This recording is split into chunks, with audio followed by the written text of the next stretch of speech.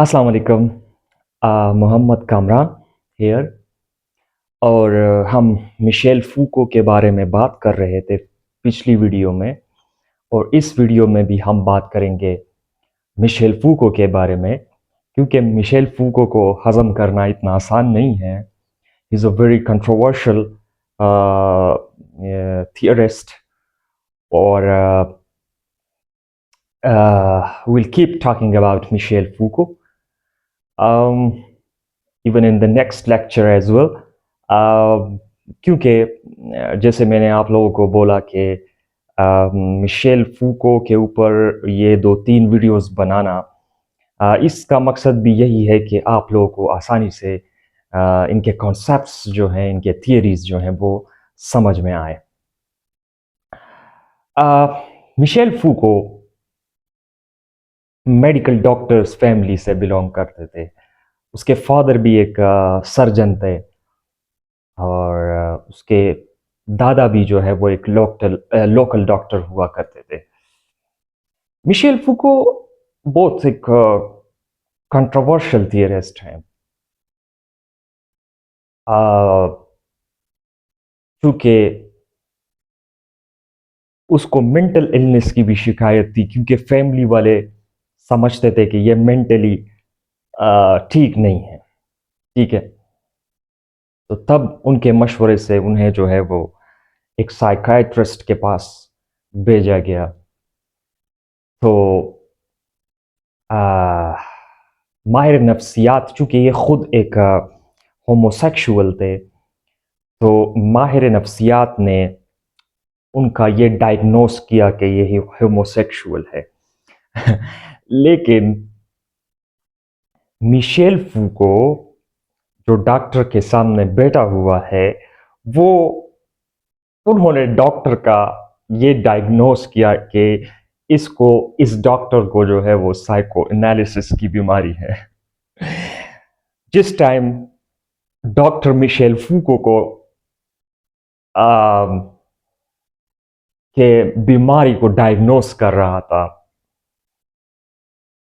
का ट्रीटमेंट चल रहा था, उसकी काउंसलिंग चल रही थी, at a time Michel Foucault भी डॉक्टर का एनालिसिस कर रहा था, और डॉक्टर को उन्होंने डायग्नोस किया। At the same time both diagnose each other. Psychoanalysis जो है वो सम मेथड ऑफ अंडरस्टैंडिंग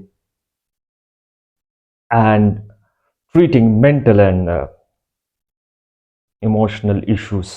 ठीक है, ये सिगमंड फ्राइड का कॉन्सेप्ट है साइको एनालिसिस। ठीक है, मिशेल फूको को बहुत सारे गिले थे इस मुआशरे से, इस मेडिकल फील्ड से। चूंकि वो समझते थे कि ये जो डॉक्टर हैं, ये सिर्फ सिर्फ केयर नहीं करते, ये सिर्फ ट्रीटमेंट नहीं करते, बल्कि इस पूरे डिस्कोर्स में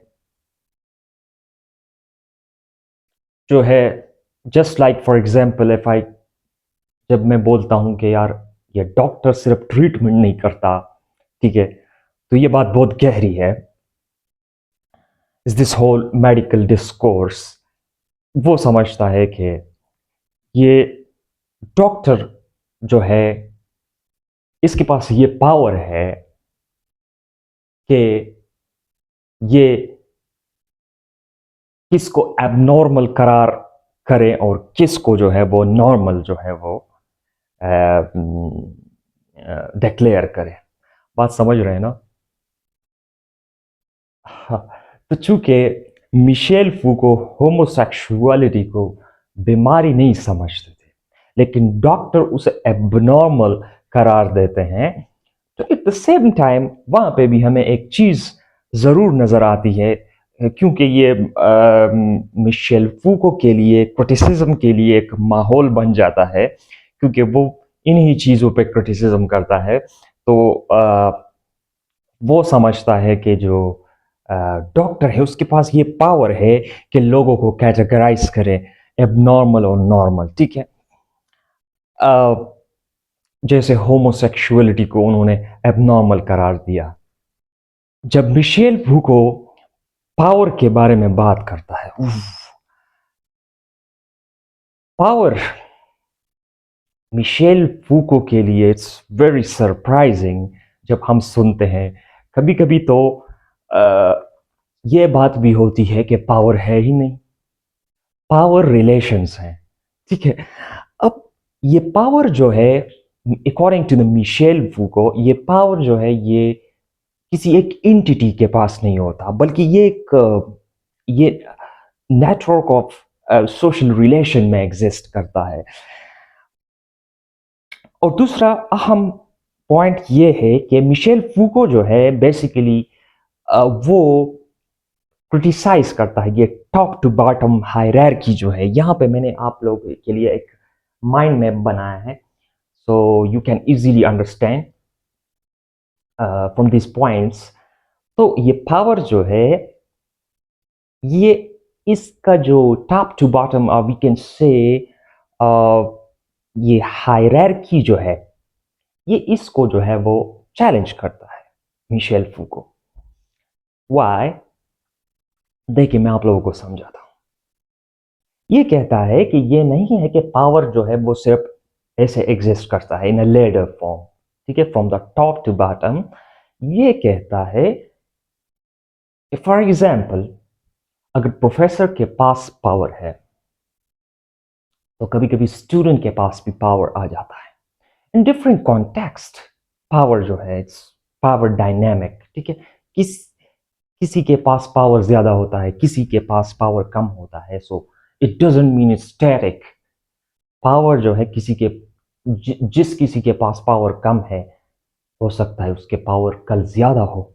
इट्स वेरी कंटेक्चुअल। कभी कभी स्टूडेंट्स के पास इतना पावर आ जाता है कि उनके टीचर्स उनसे डरने लगते हैं, इंतजामिया उनसे डरने लगती है। सो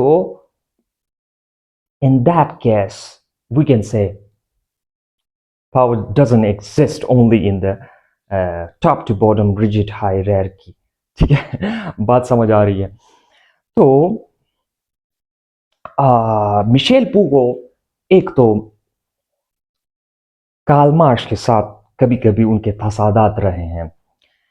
जैसे जितने भी मार्क्सिस्ट हैं ना, उनमें से ज्यादातर वो समझते हैं कि पावर इज रेप्रेसिव। ठीक है,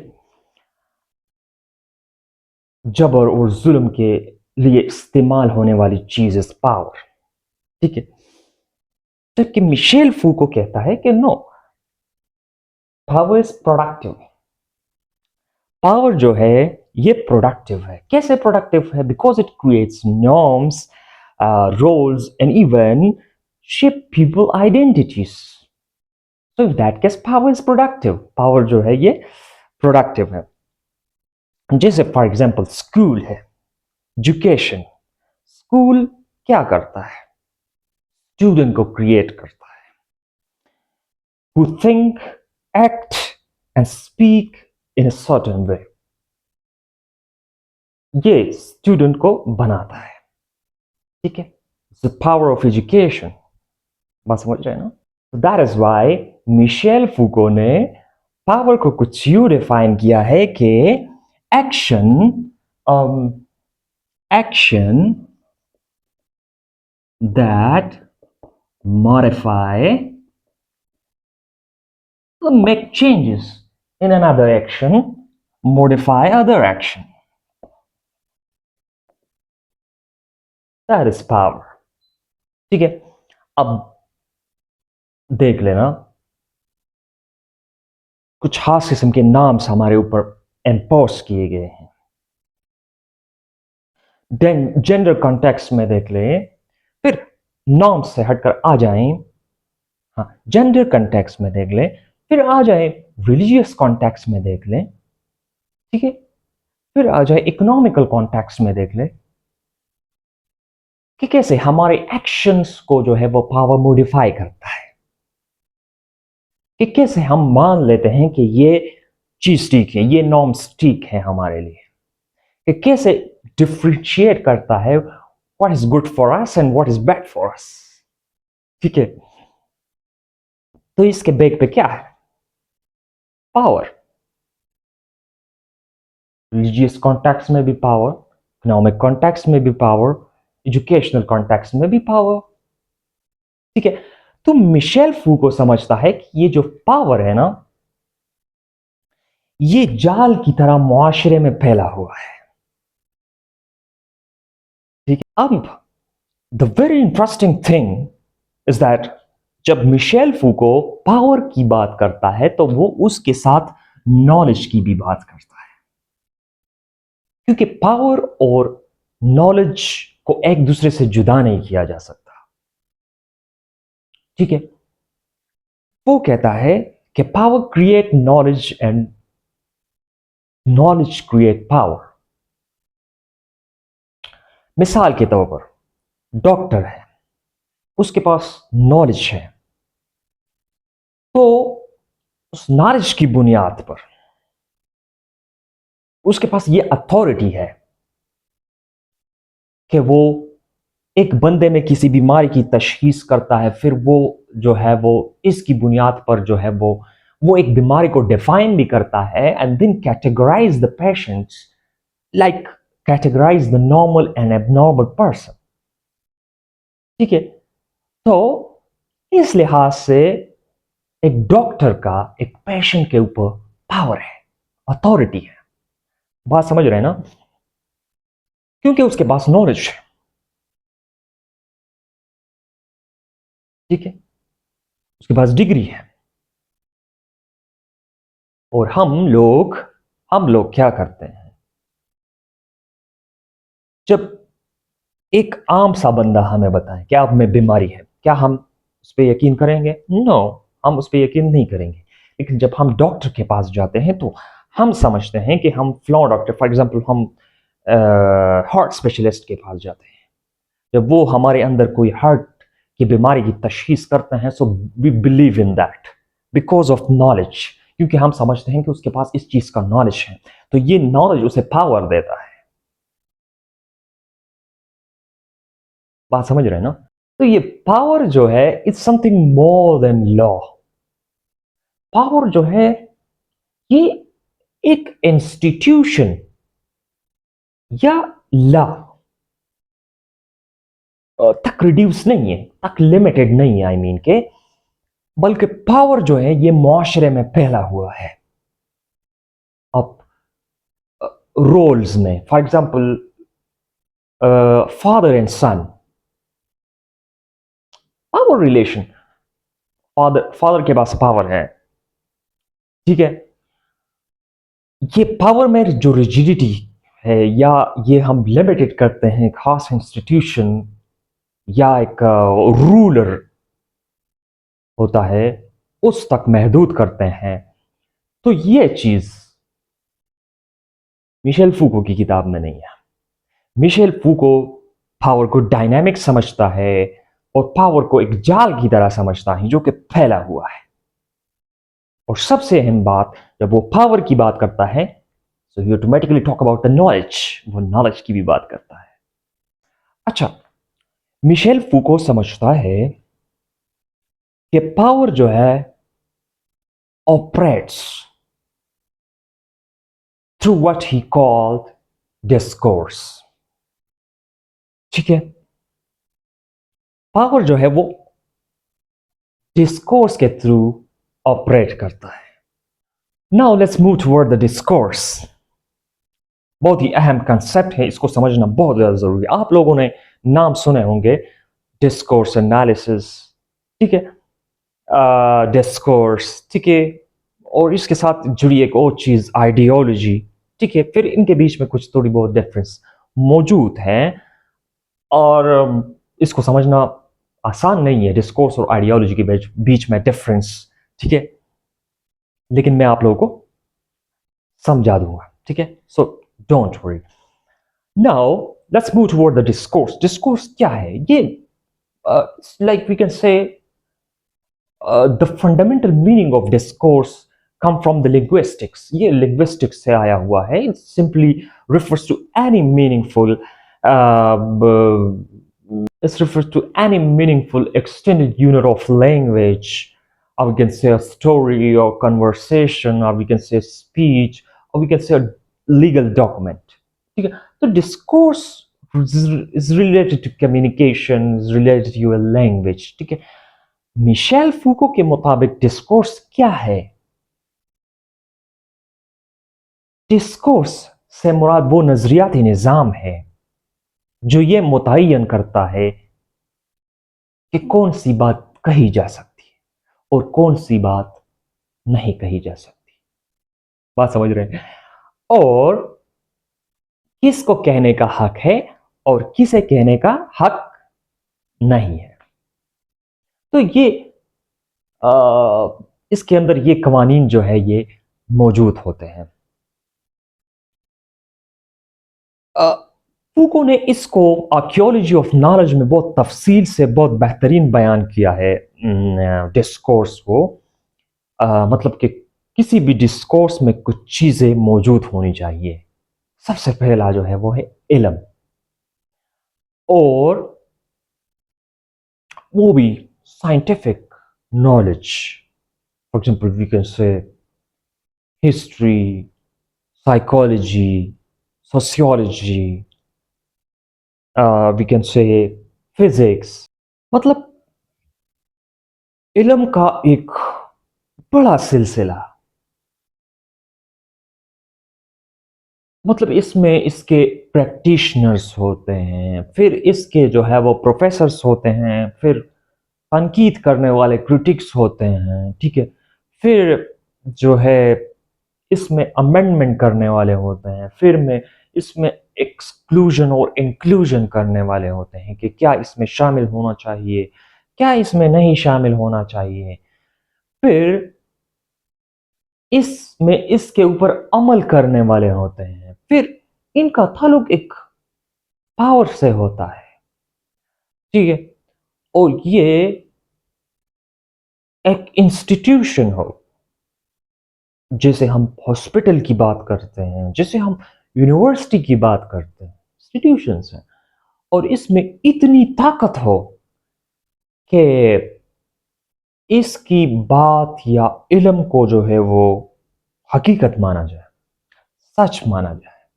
so that is the discourse, एक बॉडी ऑफ नॉलेज। ठीक है, मिशेल फूको कहता है कि जो डिस्कोर्स है इसका जो इन्फ्लुएंस है, इसका जो इफेक्ट है, it's material.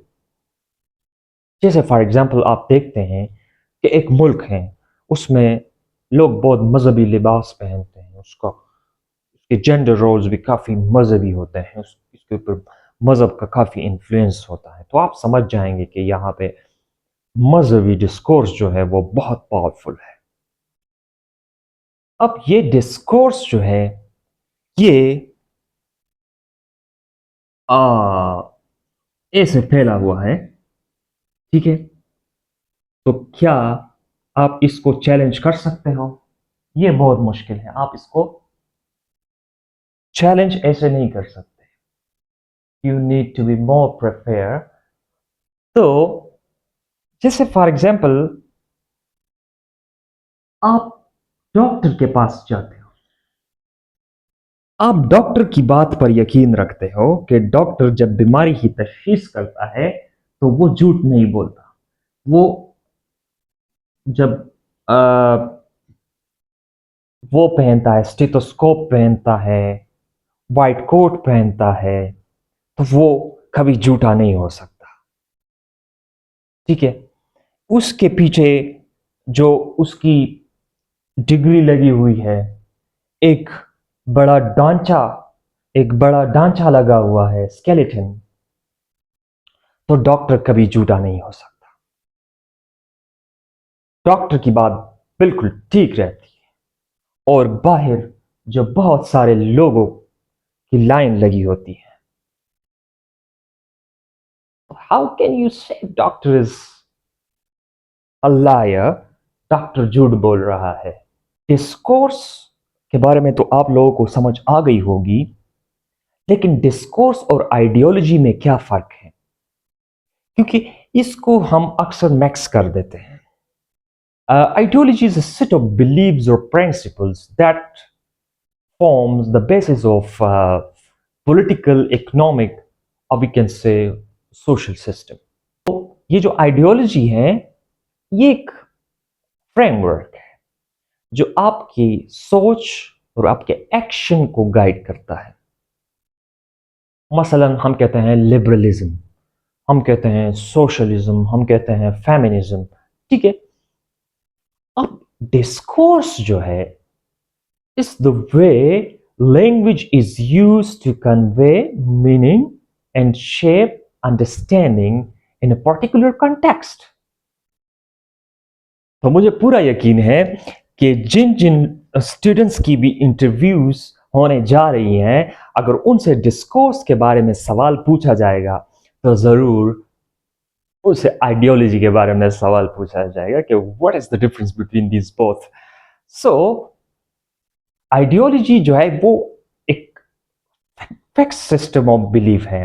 On the other hand discourse कहता है कि हाउ दोज बिलीव्स और एक्सप्रेस्ड, इसको हम एक्सप्रेस कैसे कर सकते हैं थ्रू लैंग्वेजेस, ठीक है। और इसके एग्जाम्पल डिफरेंट है। फॉर एग्जाम्पल मैं कहता हूं फेमिनिस्ट आइडियोलॉजी। फेमिनिस्ट आइडियोलॉजी जो है ये जेंडर डिस्कोर्स के अंदर है, बात समझ रहे हैं। फिर कम्युनिज्म है, इकोनॉमिक डिस्कोर्स में क्रिश्चियन फंडामेंटलिस्ट आइडियोलॉजी है, ये रिलीजियस डिस्कोर्स के अंदर है। तो आज हमने 3 चीजें पढ़ी। एक हमने पढ़ा पावर को, इसके साथ नॉलेज को, फिर हमने पढ़ा डिस्कोर्स को, ठीक है। और मैंने क्या बोला कि पावर और नॉलेज को जो है according to the Michel Foucault इसे हम जुदा नहीं कर सकते। तो फिर आप जाके किसी वकील से पूछ लें जब वो गाड़ी में जा रहा हो और ट्रैफिक पुलिस वाले उसे रोक लें। बात समझ आ रही है? वकील के पास इस चीज का नॉलेज है, ठीक है। कॉन्स्टिट्यूशन के बारे में, लॉस के बारे में इतना इल्म होता है उसके पास कि उसको ये पता होता है कि मुझे चालान क्यों नहीं होना चाहिए, तो कि उसको ये पता होता है कि मुझे चालान क्यों नहीं किया जा सकता। So this was today's video. Next I will upload types of power, जैसे bio power according to Michel Foucault, sovereign power, disciplinary power, इसके अंदर पेनॉप्टिकॉन, सर्वेलेंस, ठीक है, और डोसाइल बॉडीज। तो ये सारी चीजें हम इसमें डिस्कस करेंगे।